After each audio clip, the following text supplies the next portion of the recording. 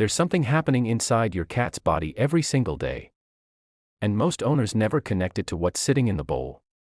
It affects how their organs function, how they feel, even how they behave around you.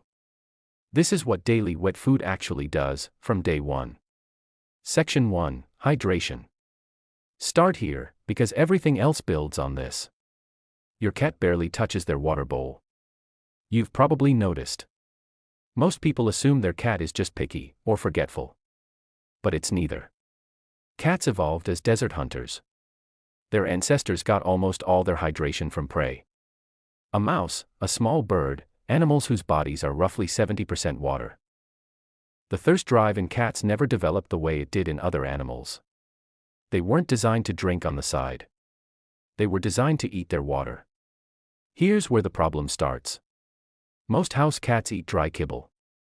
Kibble contains around 10% moisture. Wet food sits between 75 and 80%. Nearly identical to the moisture content of the prey cats were built to eat. When you introduce wet food daily, the shift is immediate. Hydration levels rise. The kidneys stop working overtime filtering concentrated waste. Urine becomes more dilute, which directly lowers the risk of crystals and urinary blockages. One of the most common, and most preventable, emergencies in cats. Especially in males.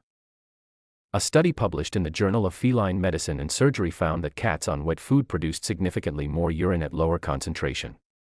That's exactly what a healthy urinary system looks like. Your cat won't stop drinking water entirely. But their body finally stops running on a deficit. And that matters more than most people realize. Because this one shift makes everything else on this list possible. There's one more thing we'll come back to near the end. A side to daily wet food that can quietly work against you if you're not handling it correctly. Stay with that. Section 2, Weight. So many indoor cats carry extra weight. And their owners are genuinely trying. Measuring portions, switching brands, cutting back on treats. Still, the weight stays. Here's what's actually happening. Picture a cat eating a bowl of dry kibble. Calorie dense. Low moisture. Gone in 3 minutes. The stomach is technically full, but barely stretched. No real volume. No real satiety signal. So the brain keeps running the hunger loop.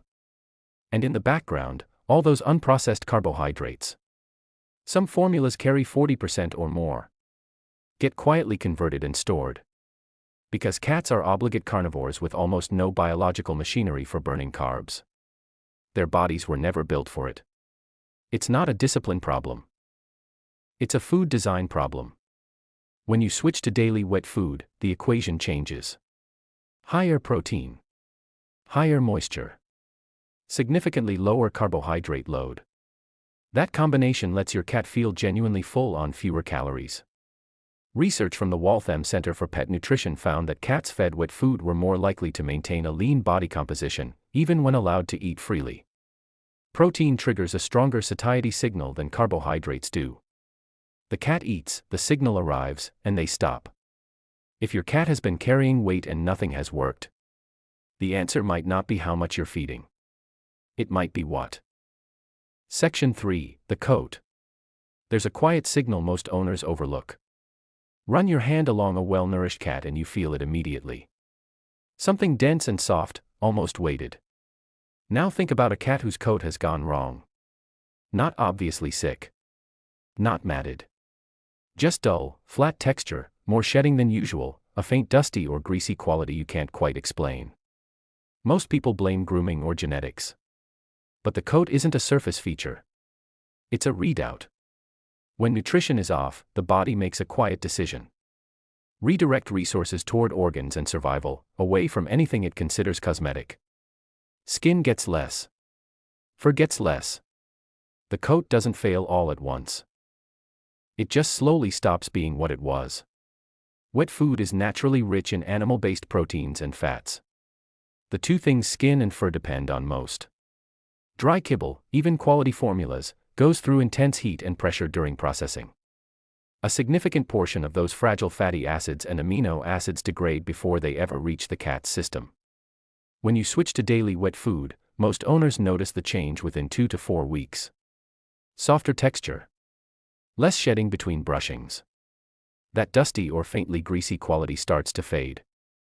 Research published in the Journal of Nutritional Science confirmed it. Cats on high-protein, moisture-rich diets showed measurably better coat condition and skin health. The body stops rationing.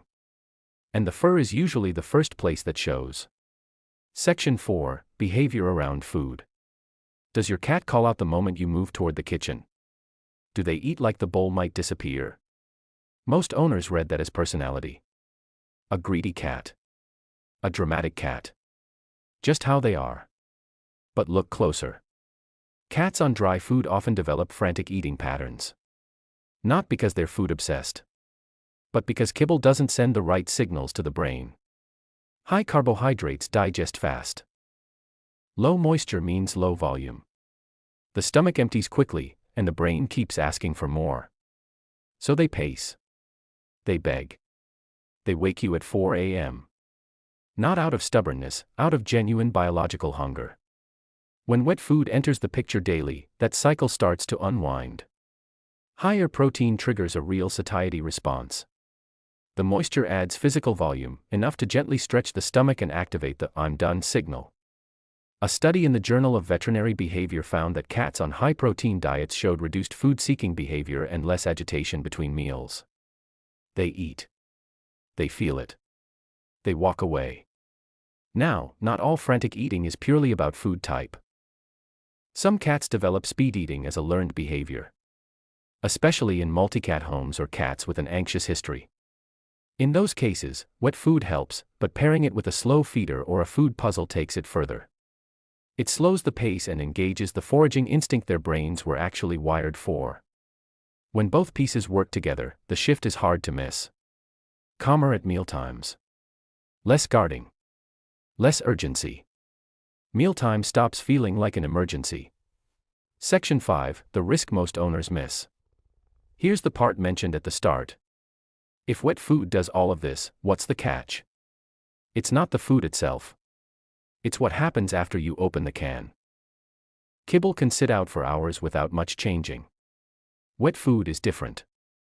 The moment wet food reaches room temperature, bacteria begin to multiply. Depending on how warm your home is, that window can close in as little as 1 to 2 hours.